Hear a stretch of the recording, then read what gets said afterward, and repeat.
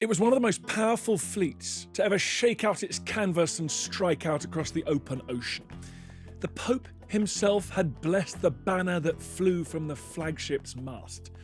The sails carried the vivid red cross of crusade. They called it invincible. They called it great and most fortunate. But that was before. It was an awesome demonstration of might by one of the most powerful men in history to that point, ruler of an empire on which the sun never set, the first truly global empire in history. Philip II of Spain was coming for a thorn in his side, a pebble in his shoe, a nuisance. The Protestant Queen of England, a woman who'd refused his hand in marriage, who had aided his enemies and stolen his treasure, daughter of the heretic temptress. Philip, the man who ruled half the world, had come to crush the woman who ruled half an island. But nothing is certain in war save blood. Well, that and gold. Particularly at sea, which you can't depend on. Particularly the seas around England, where the seabeds are littered with the wreckage of fleets sent by men who thought the Channel was little more than a moat. The English Channel is a place where dreams of empire come to die. And so it was in the summer of 1588. That invincible, great and most fortunate fleet was battered, beaten, smashed. It was humiliated. You are very welcome to this episode of Dan Snow's History Hit, and this is the story of one of the most famous of naval victories. It has been seen as the changing of the guard, symbolic of the passing of the mastery of the sea from Spain to England. Now, in fact, that would take much longer, but it is ground zero for the development of the myth of English and British exceptionalism. It is the founding myth of the British Empire. For the first time, people dared to think that perhaps God was on their side. Perhaps God was an Englishman. And it would inspire and it would provoke English seafarers and statesmen and writers for generations to come. It's a story that's very close to my heart. I live overlooking one of the sites where the Spanish Armada clashed with the English Navy. I've sailed the same waters, I've sailed those replica ships, I've been to the archives, I've seen the documents. So today I'm taking you through the story of the Spanish Armada.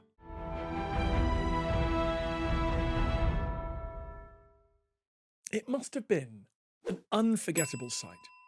3 p.m. on the 29th of July, 1588.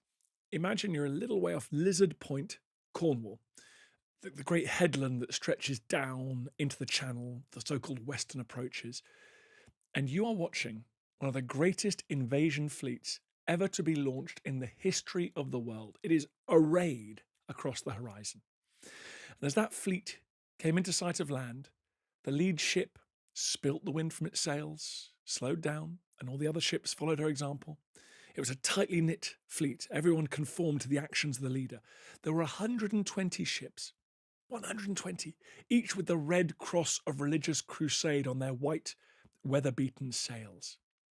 Around 30,000 men on board, and this was their first sighting of the land that they had come to conquer. This was the arrival of the so-called Spanish Armada, and that leading ship, around 1,000 tons, a great galleon. At that moment, it hoisted a huge banner, a mighty banner that stretched from its topmast right down to the water.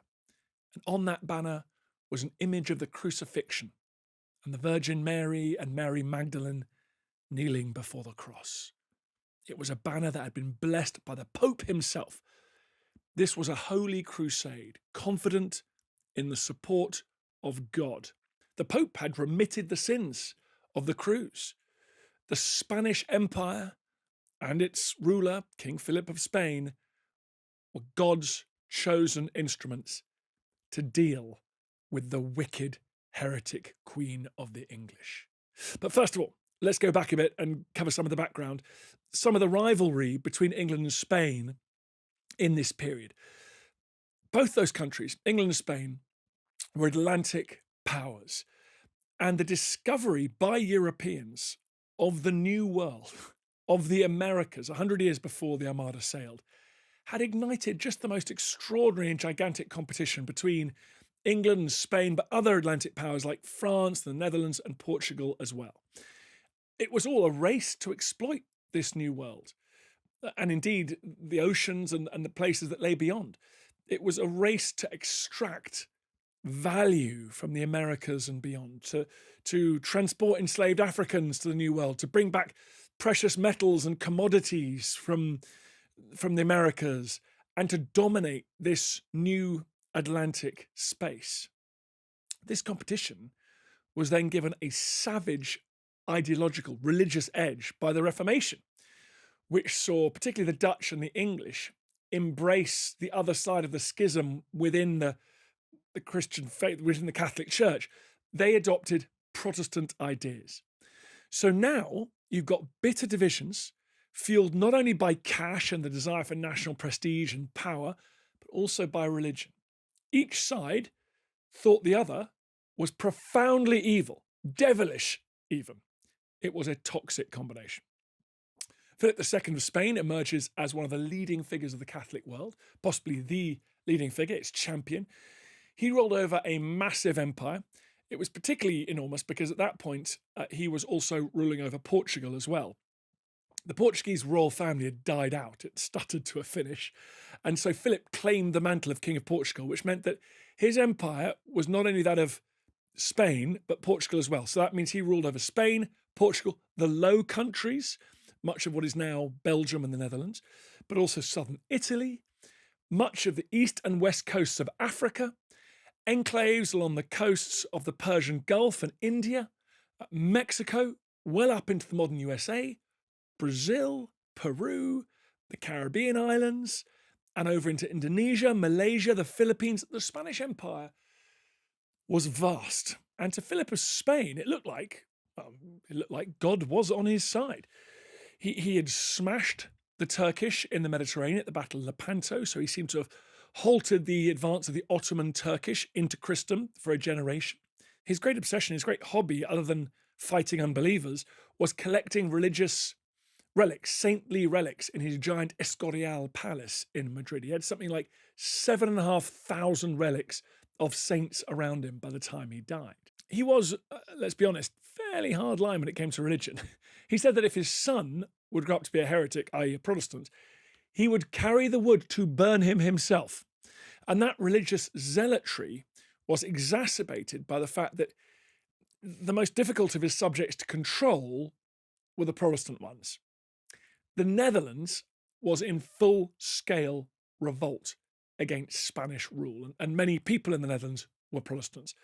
And Philip had sent an army there almost 20 years before the Armada set sail, and that army was locked into a savage, attritional war in that low-lying, boggy environment. It was very, very difficult to operate in. You needed all sorts of specialist equipment. You need boats with shallow drafts. You needed a never-ending supply of men. The landscape was marshy and disease-ridden. It swallowed up armies. There were lots of fortresses there, lots of sieges, and those mud-strewn trenches ground armies into dust. And that was where Philip and Elizabeth really fell out.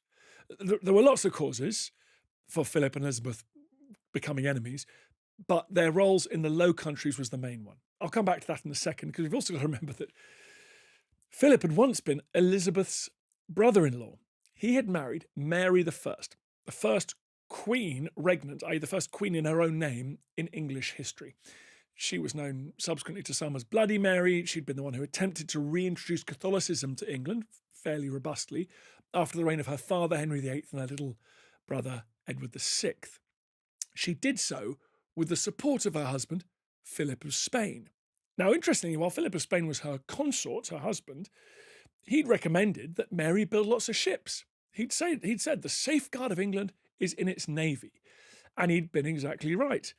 But Mary had died childless, and now all those nice, powerful ships were inherited by her successor, her little sister, Elizabeth.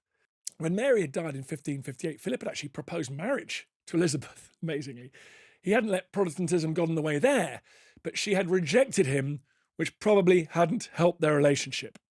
And their relationship went further on the slide when Elizabeth allowed buccaneers, pirates, privateers, adventurers, you can call them what you like, folks, to begin to gnaw away at the edges of the Spanish Empire. People like John Hawkins, who in the 1560s crossed the Atlantic with Elizabeth's backing. On one voyage, he took his young cousin, by the way, a guy called Francis Drake.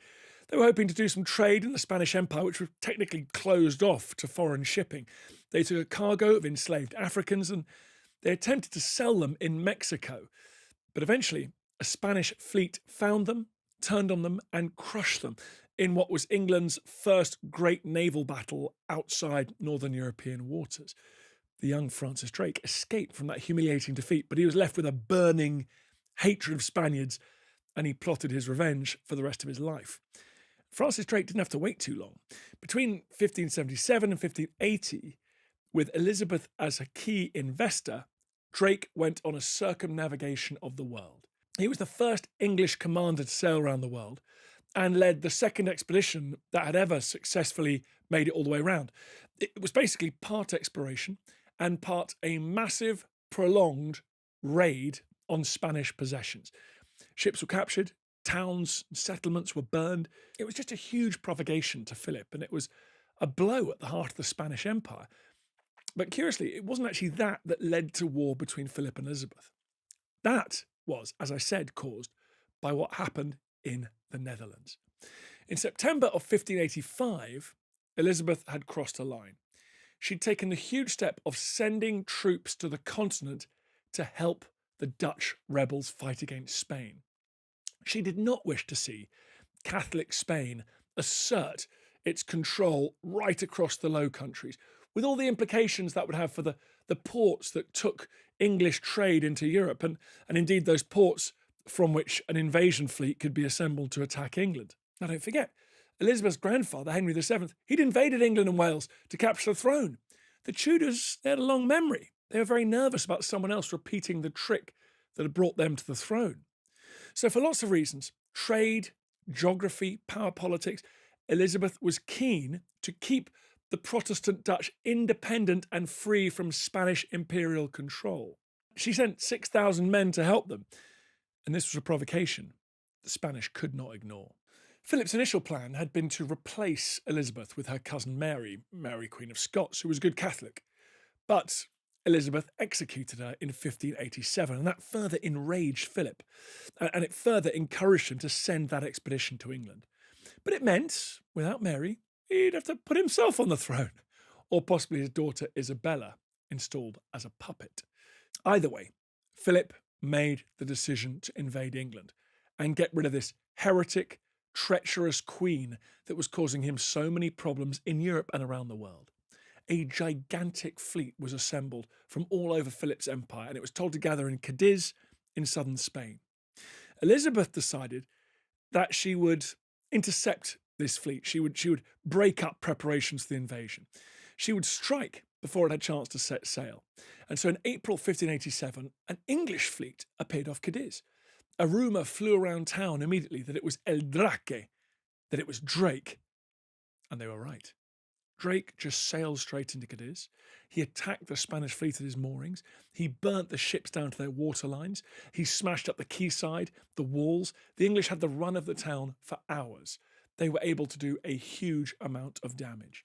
He sailed off from Cadiz. He laid waste to the coast. Now, this sounds unglamorous, but he was able to destroy one very important convoy that was carrying wooden barrel staves. Now, barrels are essential for long-distance transportation of food. There are no jars, there are no freezer units, refrigeration in this period, so good, tight, solid barrels are best in this period for preserving food and water for the long haul. Drake did terrible damage to Spanish ambitions by destroying a huge number of these seasoned wooden barrel staves. All in all, the whole expedition, it was a spectacular humiliation for Philip. The Venetian ambassador reported back to Venice. He said he believed the English were masters of the sea. The Pope was unimpressed. "We are sorry to say it," he wrote, "but we have a poor opinion of this Spanish Armada and fear some disaster." Which is why the Pope was happy to bless and remit sins and say nice things, but he wasn't going to part with a penny of hard cash until the Spanish set foot on English soil. A canny operator. Drake, however, was worried by what he'd seen in Spain.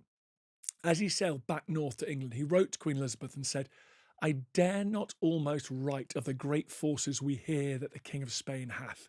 Prepare in England most strongly, and most by sea." And he added a quote which I've always loved, "Stop him now, and stop him ever." Well, Drake was absolutely right about preparing by sea. Throughout British history, there's been a tension between investing in ships and investing in shore defences like fortifications and armies. You can either fight the enemy when they're at sea or you can try and stop them when they land. Drake knew that ships are a much better bet. You can wait for someone to arrive and land before you try and fight them, but that's a pretty inefficient way of stopping an invasion. Sending your ships out to sea to intercept an invading fleet when all the enemy troops are vomiting into the scuppers, teeth falling out from scurvy, knackered after weeks at sea, before they've had the chance to get onto land, well, that's much better.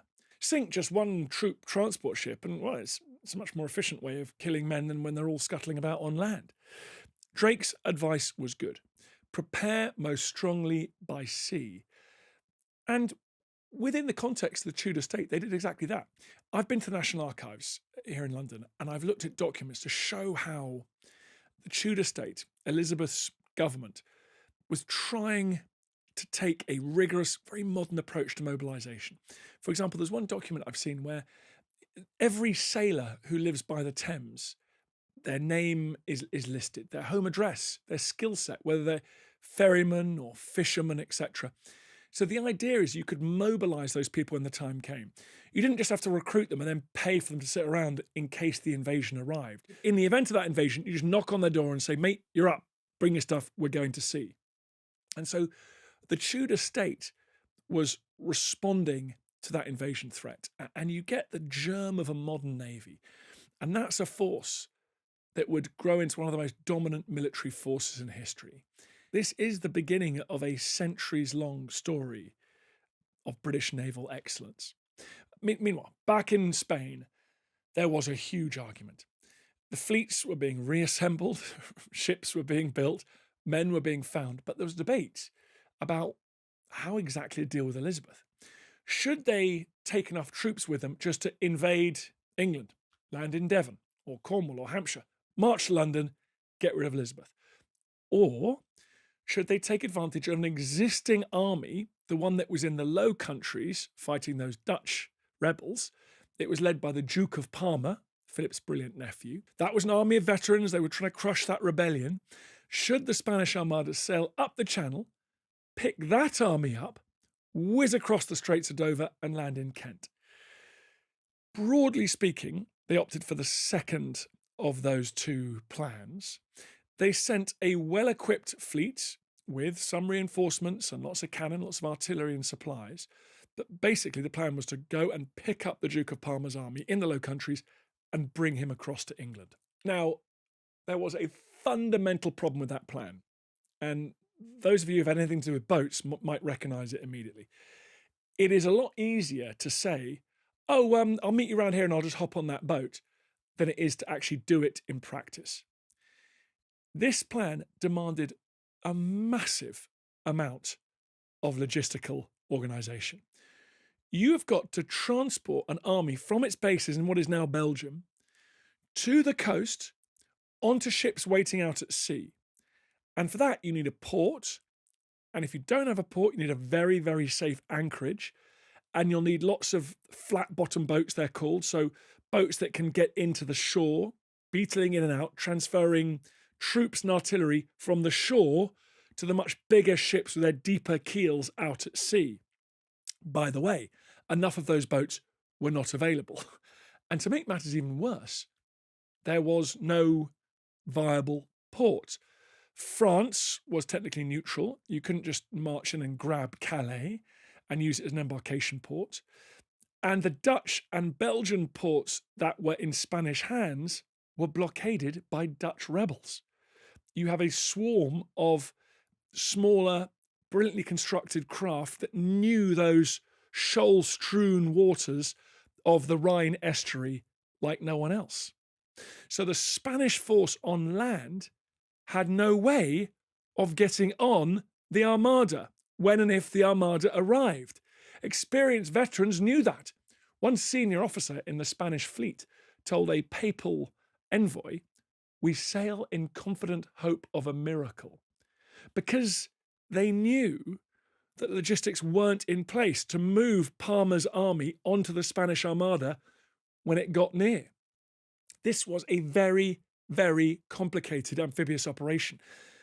And it was not helped by the fact that the commander of the Armada, the Duke of Medina Sidonia, did not know what he was doing. He might have been the richest, most powerful feudal lord in Spain. He was a good, maybe even a brilliant administrator, but he'd never really been to sea before. In fact, he wrote to King Philip and he said he didn't want to serve. He wrote to the king and said, "I'm seasick and always catch a cold. I have no experience of the sea or of war. I feel I should give but a bad account of myself, commanding thus blindly and being obliged to rely on the advice of others without knowing good from bad." Even his mother didn't think he was up to the job. But Philip II ignored the pleas of the Duke of Medina Sidonia, and he was appointed to command the Armada. It was a position that had been left vacant because in February of 1588, Spain's legendary Premier Admiral, Santa Cruz, the great seafarer, he died. Now, Medina Sidonia was a poor choice as a successor, but not immediately so, because actually he was a very able administrator and he managed to get this fleet together. He managed to stockpile the food and deal with jealous subordinates and assemble a vast number of ships. So that bit he pulled off. The next bit, though, would be a different story. In May 1588, the Duke of Medina Sidonia and the senior officers of the fleet went to the cathedral in Lisbon and took the expedition's sacred banner, blessed by the Pope, from the altar. Every man made a confession. The ships were checked for women that might have been hidden aboard. The brothel ship that usually accompanied expeditions like this was left behind, just not suitable, not appropriate for a crusade. There was to be no blasphemy, no gambling, no feuding, no swearing aboard. I do wonder how carefully that was observed by men clinging to the rigging, trying to reef sails in 30 knots of breeze in the teeth of a Biscay storm. At daybreak, every day, the ship's boys were to sing the Ave Maria. On the 28th of May, what the Spanish call the Holy Enterprise glided out of Lisbon. And I think the Duke of Medina Sidonia could have taken some solace for that first night in the Atlantic. He presumably was lying prostrate in his bunk from seasickness, but he had managed to get the Armada to sea. Well done him. But deep down, he knew that was the easy bit. The fact that the rest of the mission would require a miracle to succeed must have been a bit daunting. Waiting in England was the English Navy. It wasn't the Royal Navy, as we understand it today. That would take shape in subsequent centuries. It was a fleet assembled for the short term by the monarch of England, Elizabeth I. Some were her ships that she'd paid for, but most were armed merchant ships, which she had rented. They effectively contracted for the duration of the campaign. In command was not Sir Francis Drake, but Charles Howard, Baron Effingham. He was 52 years old. He was a cousin of Queen Elizabeth, and much like Medina Sidonia, he'd been appointed really for his royal and aristocratic connections. However, unlike Medina Sidonia, he was really enthusiastic about it. He really took to it. He made it his business to inspect every ship in his fleet. He said he was more comfortable sleeping aboard than he was in his own bed at home. He turned himself into a passable naval commander, and he was blessed with his subordinates, their generation of buccaneering adventurers who knew their business. We've got Sir Francis Drake, who agreed to accept the role of second in command, probably for the only time in his entire career. There were also men like John Hawkins, whose ship designs had revolutionised fighting at sea. There was Martin Frobisher, who was a pirate, he was a slave trader, who would command the Triumph, a 1,000-ton ship, the largest in the English fleet. Howard and Drake moved the majority of their ships to Plymouth to wait for the Armada. There was another squadron of the Navy under Lord Henry Seymour in the Narrows around Dover to protect against a sudden dash across the Channel by Spain's army in the Low Countries, the one commanded by the Duke of Parma. On came the Spanish, or rather, they didn't come. Inevitably, when a large fleet of wooden ships puts out into the Atlantic, the Bay of Biscay, there's going to be complications. And there was a great storm just after they left Biscay, and the ships were scattered, they were damaged, and they had to put back into harbour in northern Spain to replenish and reorganise. And they didn't leave again until the 21st of July. So it wasn't until a week after that, after a journey across the Bay of Biscay, that they sighted southern England, that they sighted the Lizard. The phony war had come to an end. The world's greatest superpower had arrived off England's coast. Now, many people will have heard the famous story of Drake playing bowls on Plymouth Hoe. Wonderfully, they still play bowls up there today, which is a bit of a gift for documentary makers like me, because you can go and film them actually playing bowls in exactly the same place that Drake was playing 500 years before. The apocryphal story is that Drake was playing bowls when news arrived that the Spanish Armada had been sighted. It was off the Lizard. There's no way of getting sailing ships out of Plymouth Harbour if the wind and tide are against you. So he just said, well, we have time to finish the game and beat the Spanish too. This story could be true. We don't know. It was not reported for some time afterwards. But it does disguise the fact that actually the English are in real trouble here. If the Spanish had sailed directly for Plymouth, they could have bottled up the English fleet. They could have landed before the English fleet got to sea. They could perhaps have stormed Plymouth. It would have been a very, very different outcome. Instead, the Duke of Medina Sidonia, remember, this is a man who has never done this before. He had no confidence in his own decision-making. He decided to stick with the letter of his orders from King Philip, his sovereign. He was not meant to attempt an invasion himself. He was meant to go to the Low Countries to collect the army of the Duke of Parma. Now, Medina Sidonia's most experienced subordinates, Juan Martinez de Recalde and Don Alonso de Leyva, they urged the admiral to sail instantly into Plymouth, to try and cut the head off the Viper, to smoke them out. But Medina Sidonia refused. He said, no, we're going to go on a far more stately procession up the Channel. A huge opportunity had been missed. And sometimes it seems like you're too busy waiting for a miracle to notice the one that presents itself. As soon as the tide did turn, the English ships desperately put to sea, whether or not Francis Drake had finished his game of bowls or not.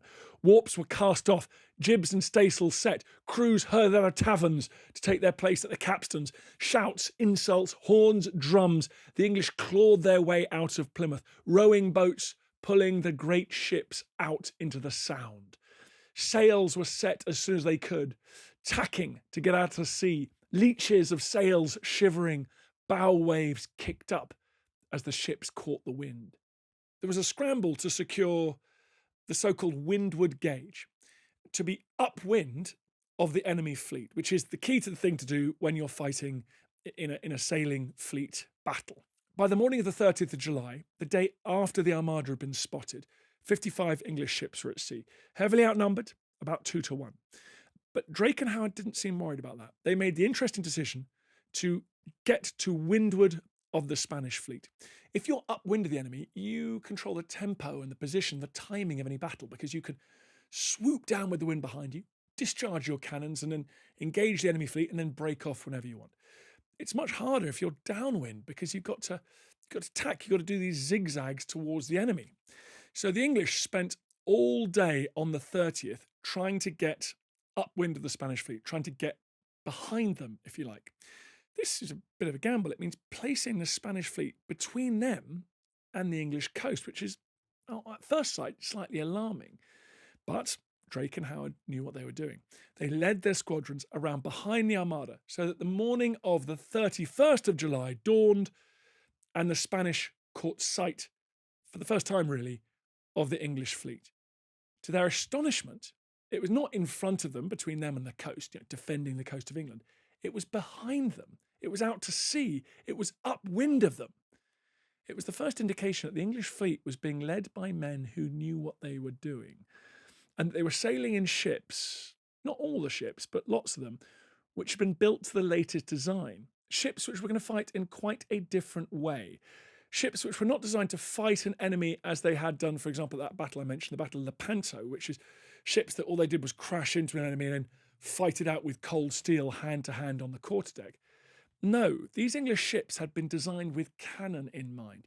They'd been designed to act as floating gun platforms, to stay further away from the enemy and batter them into submission.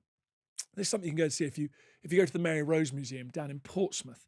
The Mary Rose began its life as a towering warship, and that was designed to go alongside an enemy ship, and archers and men operating primitive gunpowder weapons would then shoot at each other on the decks and then fight it out to try and capture that ship. But as Mary Rose goes through its life, you see it going through various upgrades and refits. You see them harnessing the technology of cannons. It's fitted with bigger and bigger guns, which means there need to be openings in the sides, these swinging gun ports. Now, those would ultimately prove to be the doom of the Mary Rose, because when the gun ports were left open, there's a freak gust of wind. It caused the ship to capsize, and water came through those gun ports, and it sank very quickly. But you can see how Mary Rose changes as naval technology is changing rapidly through the 16th century. By and large, the Spanish Armada was made up of ships that sort of expected to fight in that old-fashioned way, to literally get to grips with the enemy, to throw a grappling hook across, pull them close, and then just fight it out on the decks.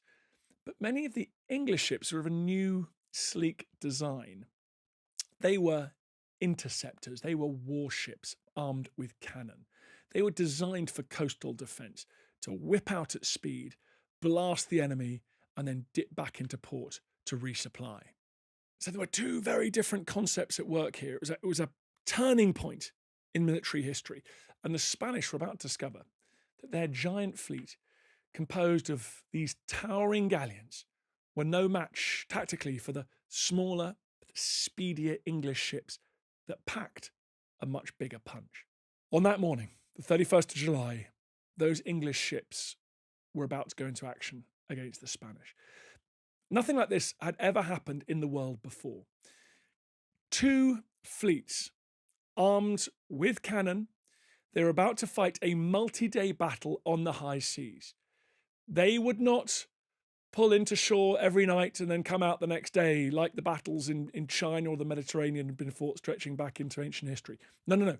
This was expeditionary fleet warfare in the gunpowder age. The English had never done anything like it before. The Spanish, neither. Everyone, I think, sensed that history was being made. One English witness was astonished by the size of the Armada. He said, beneath the weight of it, the seas seemed to groan. In terms of its tonnage, it was probably the largest fleet to ever sail in European waters. But remember, many of those ships were supply ships. They weren't actually designed for fighting. They were transports. They were just carrying extra soldiers and ammunition, and they were ready-made defensive barricades, anything they would need for the invasion of England. These transport ships were protected in the centre of a great mass of ships. It looked like a huge crescent moon. You've got the slower moving transport ships in the middle, and then you've got the escorts, the warships on either side. These escort ships, they had towering stern castles and forecastles brimming with soldiers with their muskets, their ammunition, their swords sharpened. They were ready to go. They were confident. They were ready to take on the enemy in their little ships if they dared to come too close and tried to clamber aboard. But remember, that was not the English plan. Howard and Drake and the others were not going to fight in that traditional manner. They were planning on using cannon, heavy guns, to subdue the Spanish.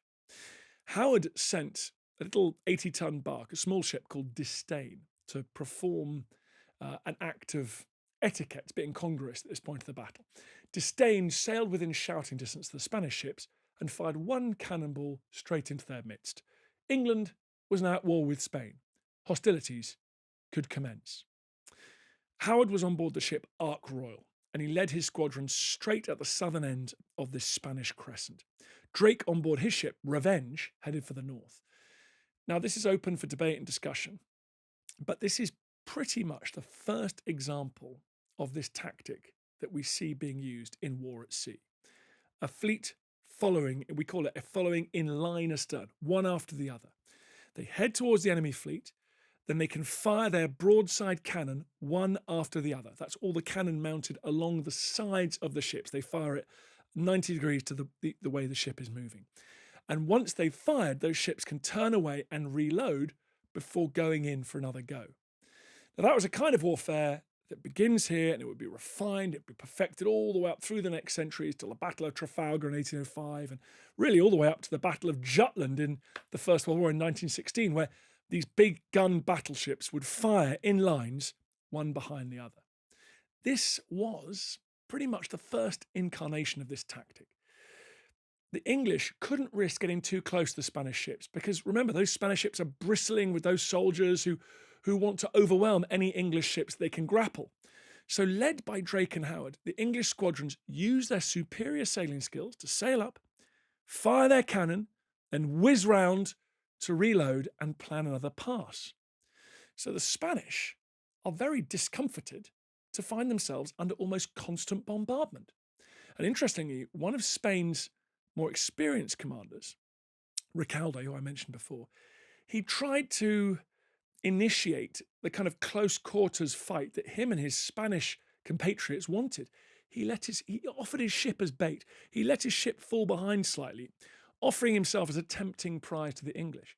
But infuriatingly to this old Spanish veteran, people like Drake and Frobisher didn't take the bait. They kept sailing their ships 200 or 300 meters away, smashing his ship with a broadside, and they did enormous damage, but they never got close enough for him to grapple them.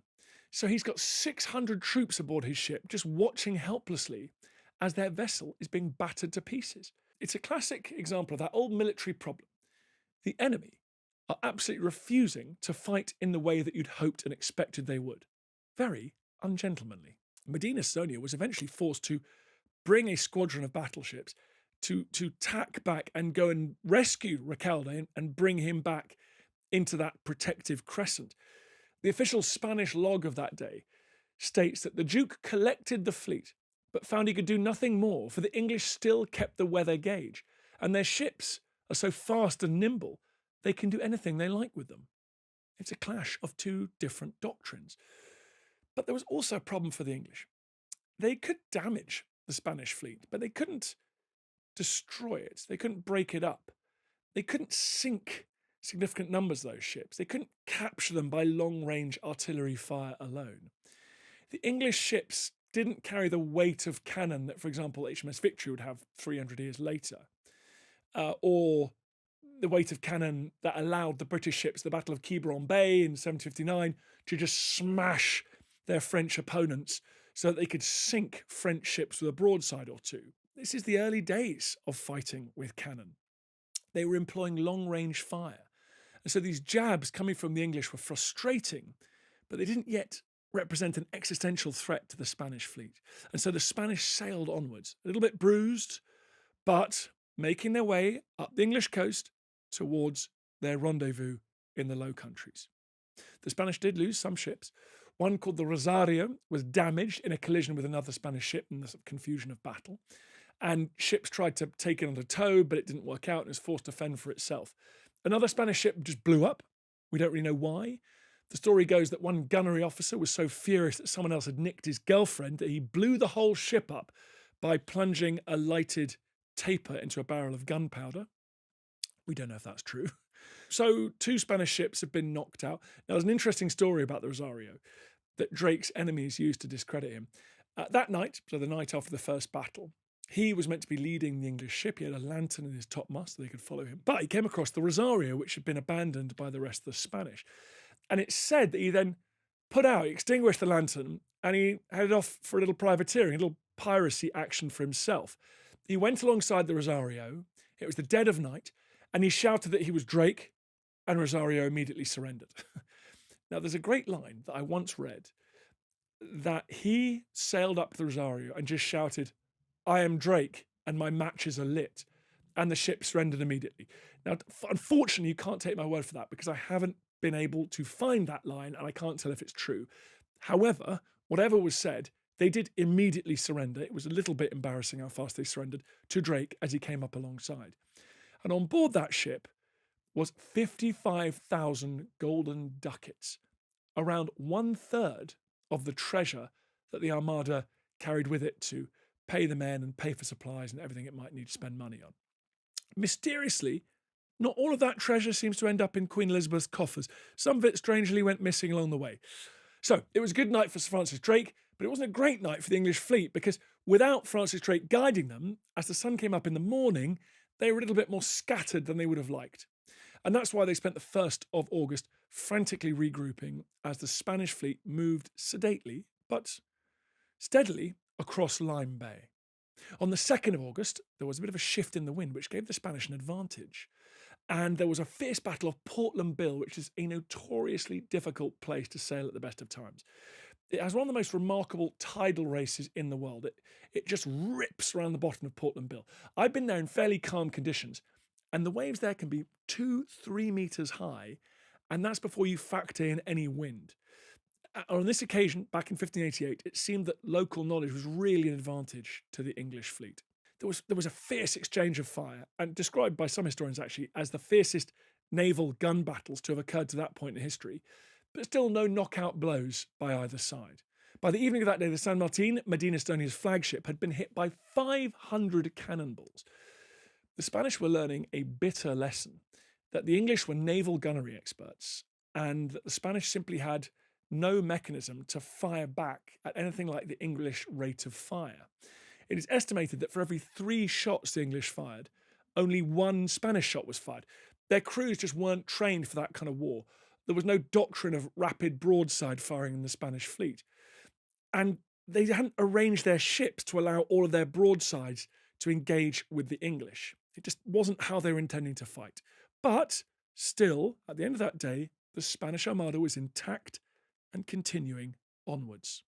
By the 3rd of August, the Spanish Armada reached the Isle of Wight. Now, there is a mystery here. It's one of the great questions about the Armada. The Duke of Medina Sidonia seemed to be sufficiently concerned by his experiences over the last few days that maybe he would listen to advice and he would grab a base and sort of have a regroup, have a rethink, because he had this fundamental problem. He hadn't heard anything from the Duke of Parma. There had been no successful communication between him and this army that he's due to go and pick up. And he knows there are no big natural harbours really between the end of the Isle of Wight and the Straits of Dover. And it seems like, although it's a little bit unclear, that Medina Sidonia did think, like the French had tried to do in the 1540s actually, to seize the Isle of Wight and use it as a base of operations until they'd heard something from their army in the Low Countries. Howard was very aware of this possibility. He organised the English fleet and told them to pursue a very simple aim, which was keep the Spanish out of the Solent, keep the Spanish out of the protected water north of the Isle of Wight. And the obvious men to do this were put in charge of 4 squadrons: Hawkins, Frobisher, Drake, Howard himself. These 4 squadrons would act independently, but they would keep this simple strategic goal in mind, to just keep the Spanish Armada out of the Solent. Early that morning, Drake almost captured another ship, the Gran Griffon. I mean, please excuse my Spanish pronunciation there. The Gran Griffon was lagging. It was behind the Spanish fleet, and Drake sailed up. We hear that its decks were rammed with soldiers. They wanted to get to grips with Drake, but Drake stood off, fired a broadside at close range down the length of the ship. It's called raking the ship. From one end to the other, just broadside after broadside. The Spanish suffered a couple of hundred casualties in the space of a few moments, but other Spanish ships managed to take it in tow, and it was brought back into the heart of the Spanish fleet. Frobisher, meanwhile, was trying to get his ships in on the landward side of the Isle of Wight, trying to block off the entrance to the Solent, protect the Isle of Wight, because it looked like a squadron of Spanish ships trying to get into that calm water of the Solent. But Medina Sidonia was distracted because on his southern flank there was a powerful attack being made by Drake. Drake was probing them, he was attacking them, he was hoping he could push them past the point at which they were able to enter the Solent. Drake hurled himself at the southern flank of the Spanish. Medina Sidonia was forced to rip his gaze away from the north, where he'd maybe trying to get his fleet into the Solent, and go and counterattack Drake in the south. One Spanish officer wrote, "We who were there were cornered. So if the Duke had not come about with his flagship, we should have come out vanquished that day." The trouble is, as the Duke is rescuing that portion of his fleet, they're on a kind of moving sidewalk, if you like. The wind is just pushing them all very slowly, all the time, slowly to the east. They're passing the Isle of Wight. They're going to be unable to get into the entrance of the Solent. So every minute that Drake can keep the fleet's attention out to sea, stop them from turning into the Solent, is an opportunity missed by the Spanish to sail in there and find a safe anchorage. And Drake's plan, Howard's plan, it was a success. As the Spanish drifted ever further east, they came across a giant sandbank. It's known as the Hours. It's still there today, obviously.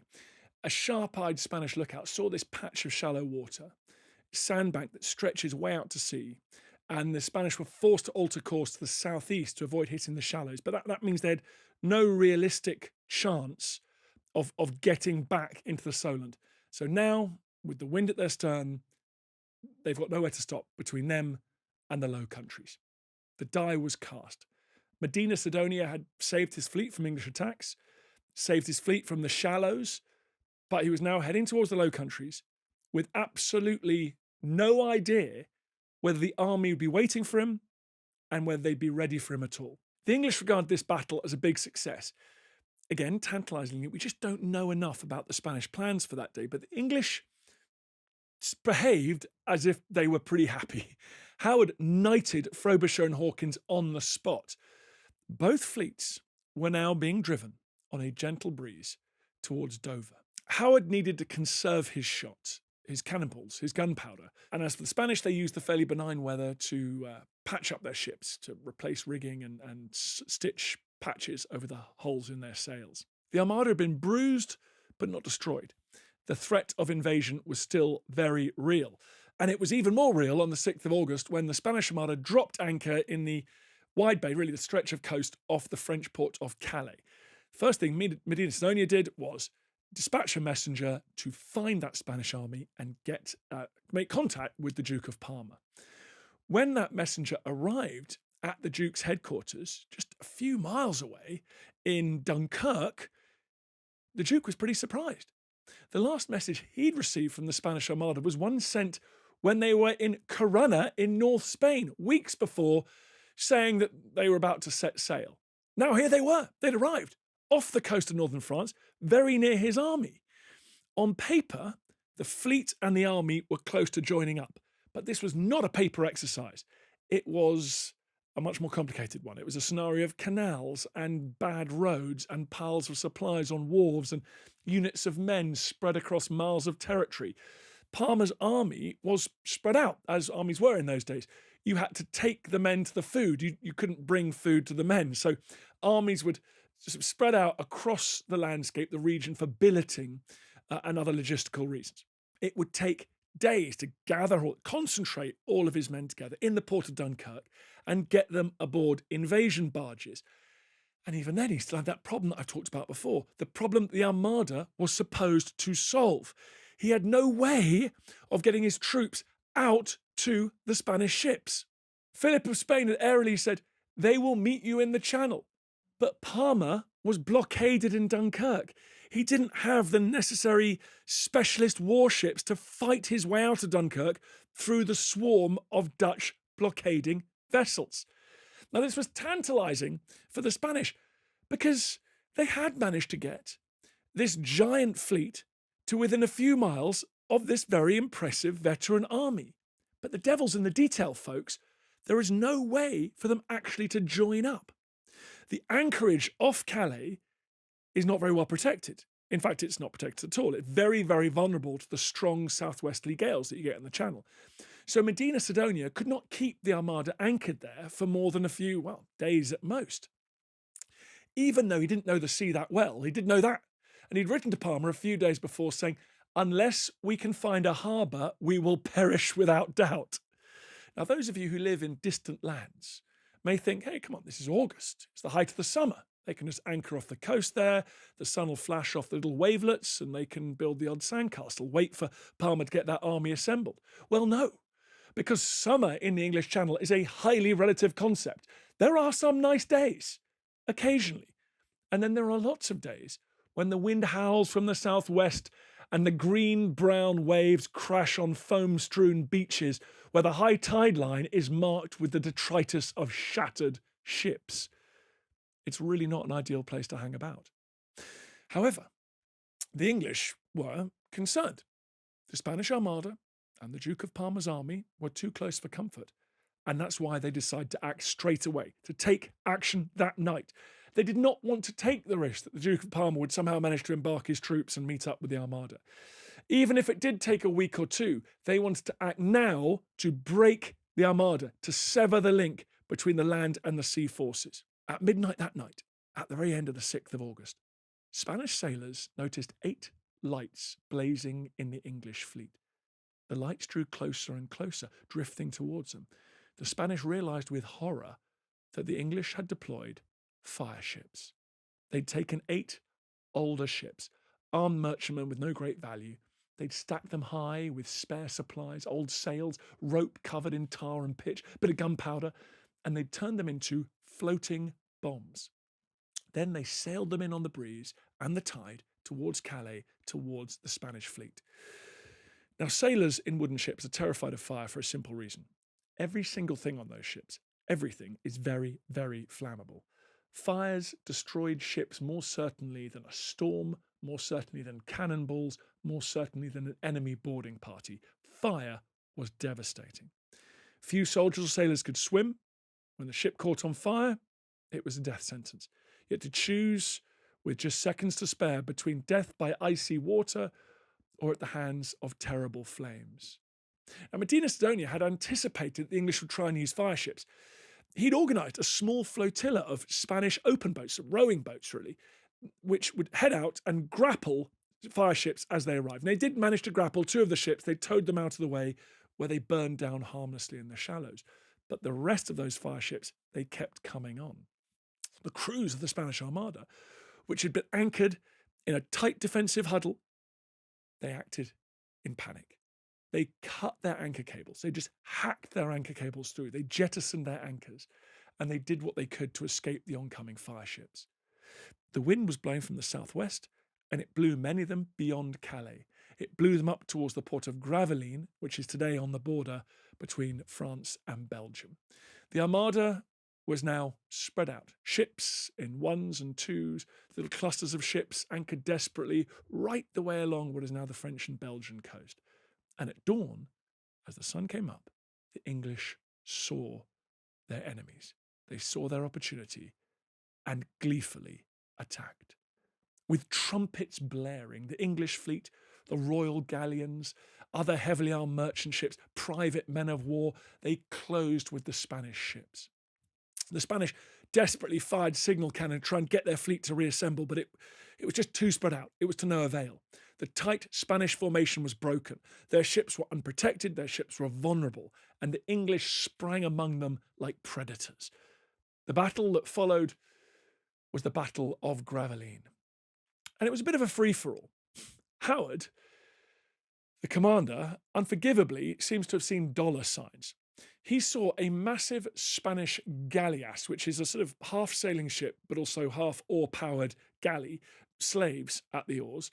It got damaged at the outbreak of the battle, and it tried to slink into Calais, hoping the neutral French would give it safe haven. Howard spotted this going on. It was a juicy prize, and rather than aiming for Medina Sidonia's flagship, or rather than attacking the main body of the Armada, he just headed for that galleass. He wanted to capture it. He wanted to get the wealth that was on board. And many of Howard's squadron followed. So you end up with a situation where a huge number of English ships attacking this one wounded Spanish galleass. They drove it ashore. They looted the wreck before the neutral French, upset this was going on in their waters, opened fire and drove them back to their ships. So one of the Armada's greatest ships had been destroyed. Yes, brilliant. But it was at the cost of a huge amount of time and attention from some of the best English ships in their fleet. Meanwhile, by contrast, Drake had taken his responsibilities seriously. He had led his other ships straight at the Spanish fleet. His ship Revenge passed by the Duke of Medina Sidonia's San Martin at very short range, so close that if they'd wanted to, the 2 men could have shouted at each other. The Revenge's stern cabin was shot through with some of the Spanish ship's cannonballs. Drake then performed his now trademark tactic of firing one broadside into the Spanish ship, then the other, damaging Medina Sidonia's flagship terribly. And critically, the ship that followed Drake into action did the same thing. There was a near constant battering of some of Spain's finest vessels. On board that Spanish flagship, it was a scene of hell. rigging crashing down. They were holed below the waterline. She was hit something like 200 times. It was said that her decks were awash with blood. The Spanish soldiers at their action stations, remember, they're waiting to grapple. They're waiting to do as they'd been trained to do, expecting to board enemy ships, but they're unable to bring those weapons to bear. They're not able to have any impact on the outcome of this naval battle. It must have been incredibly frustrating. We hear about the Spanish roaring at the English, calling them Lutheran hens, challenging them to come and fight like men with cold steel rather than standing off and battering them in this rather unsporting fashion. But the English ships were able to come closer and deliver killer blows. Isolated Spanish ships were picked off and surrounded by a swarm of English ships. The San Mateo and the San Felipe both suffered badly. The San Felipe had holes torn in its hull. Her rudder was smashed. Her foremast was knocked over. 200 men killed on her decks. The San Mateo was said to be so riddled with shot that she was said to be like a sieve. Sailors on board got a taste of this new era of war at sea. Cannonballs smashing through hulls, sending shards of razor-sharp wood cartwheeling through the air, splintering and scything into men, causing terrible, terrible injuries and death.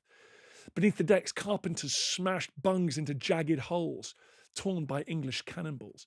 Frightened, exhausted men worked the ship's pumps, try and stem the rising waterline in the bilges. Their crewmates missing limbs, their soft bellies torn by jagged splinters, men screaming, dragged below to non-existent or primitive medical attention, corpses just hurled overboard by the living. The Spanish gunnery, by contrast, ineffective. As I say, they hadn't trained for this way of fighting. There were some rare successes. One Spanish cannonball managed to smash into the Earl of Northumberland ship, grazing his feet and knocking down 2 men. But in general, the Spanish were unable to inflict heavy damage on the English ships. Many of the cannon, for example, didn't have the specialist maritime gun carriages that we associate today with naval guns. You think about the guns on HMS Victory, for example, 4 little wheels on them. You can maneuver them in confined spaces. The Spanish were using the cannon you'd expect to use on land with the 2 enormous wheels. They were far more unwieldy. They were difficult to maneuver and handle in the confines of the lower decks of a ship. By the afternoon of that day, many Spanish ships were in terrible condition. The San Felipe and the San Mateo that I mentioned were floating wrecks. Their commanders were helpless. They beached themselves. They just hit the sandbanks on the Dutch coast and they were set upon by jubilant Dutch rebels. Another ship, the Maria Juan, sank outright. And I think this battle disproved the traditional telling of the Armada story, which is that actually it was the weather, not the English ships, that defeated the Spanish Armada. This was, in fact, a comprehensive defeat that the Spanish had suffered at sea. Their central strategic plan, the operational plan, had been completely destroyed. Their ships were damaged terribly. Some were captured or sunk or grounded. And in fact, this is the naughty bit, folks. The weather actually saved the Spanish Armada at this point. At 4 o'clock in the afternoon, as many Spanish ships were drifting hopelessly, helpless, unable to steer, their crews battered, command and control broken down, a squall blew up from the northwest. So from offshore, pushing the Spanish onto one of the most treacherous stretches of coastline in the entire world, the shallows off the Dutch coast. There are rocks and sandbars, tidal. It's brutal. It's an impossible place to sail even today. And those Flemish sandbanks came ever closer. The colour of the water changed. The depth sounding showed 8 fathoms, 7 fathoms. The biggest ships needed 5 fathoms of water beneath them to sail.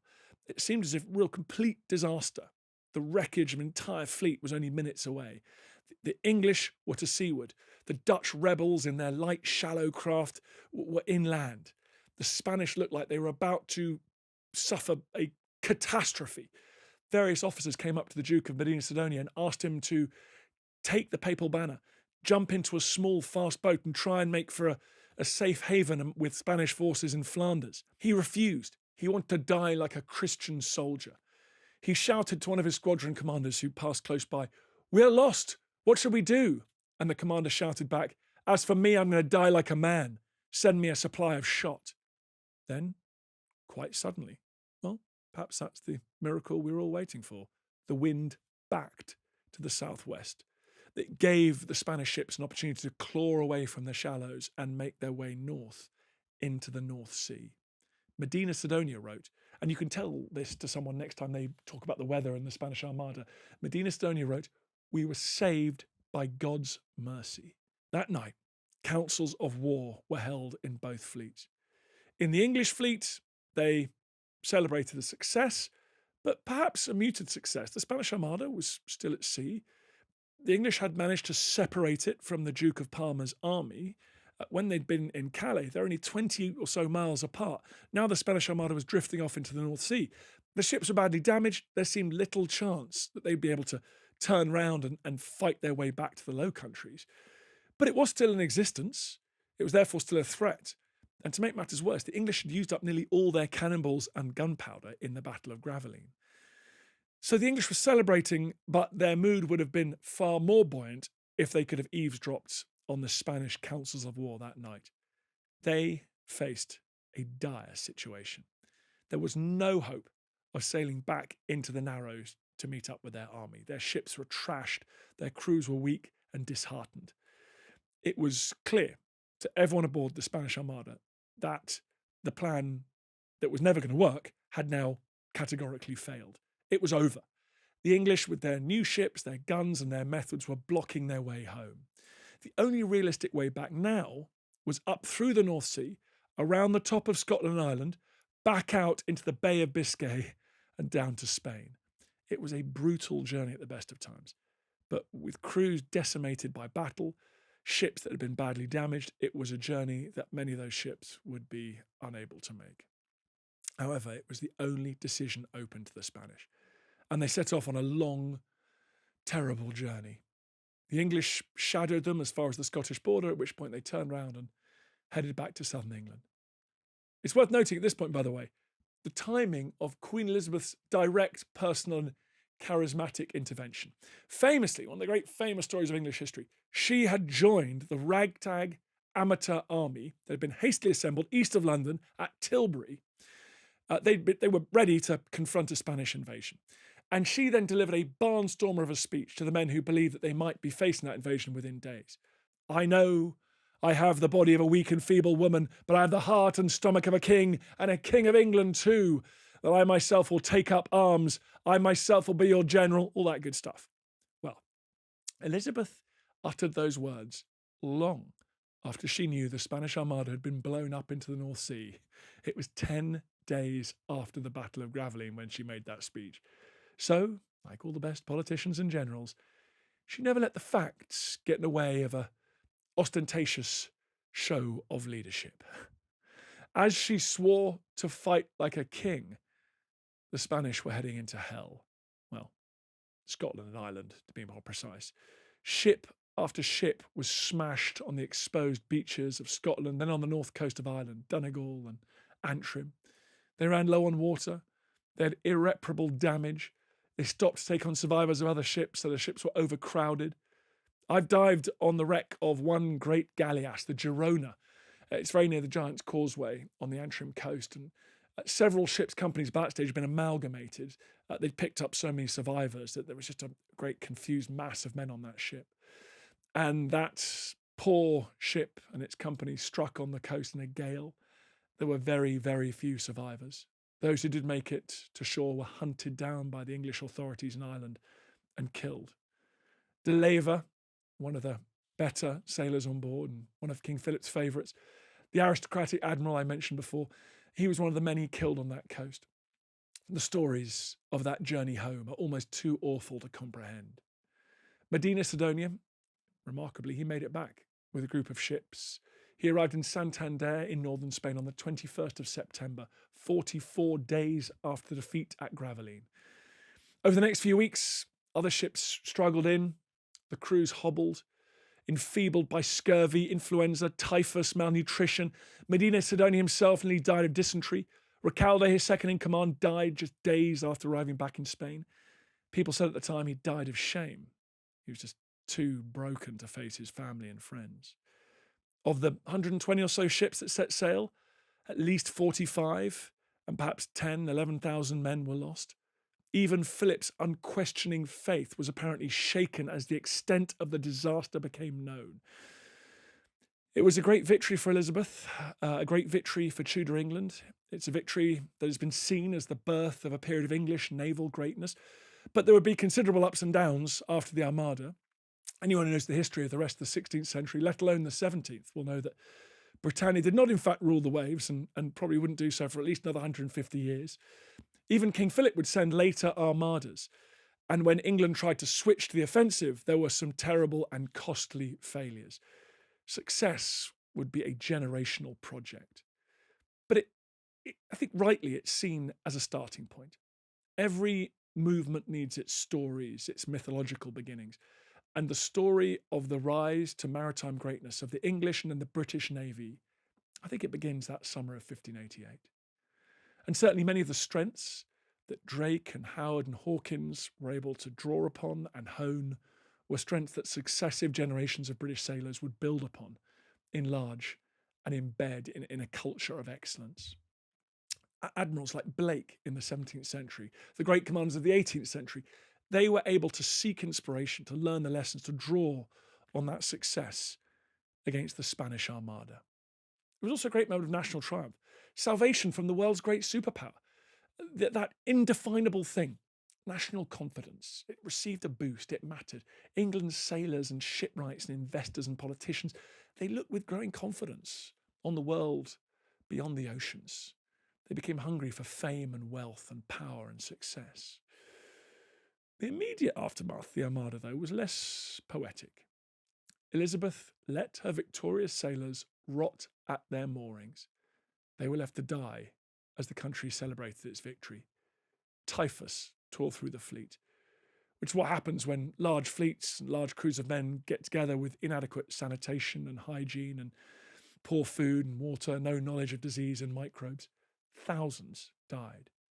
Food and fresh water were just not delivered to the ships in harbour. England had exerted itself to the limit to find the resources to deal with the Spanish Armada. It did not find the resources to feed and look after its victorious sailors. Men were demobilised, they were given no food, no money. The streets of Dover and Rochdale were lined with emaciated sailors too weak to go home. Howard, to his great credit, was devastated by this. He pawned his own family silver. He attempted to provide food and shelter for the men who'd fought under him. It's thought, stunningly, that the English lost only around 100 men fighting the Armada, but it lost something like 8,000 men, or 50% of their strength, in the weeks and months that followed. It was a shameful end to a story of English victory. Unsurprisingly, though, all that was forgotten as myths were made, portraits painted, narratives crafted. And for centuries, the defeat of the Spanish Armada became the great founding myth of Britain's Navy and its empire. Well, I hope you've enjoyed that episode of Dan Snow's History Hit. Please remember to like this video and subscribe to the channel. Thanks for watching this one, folks. Until the next time.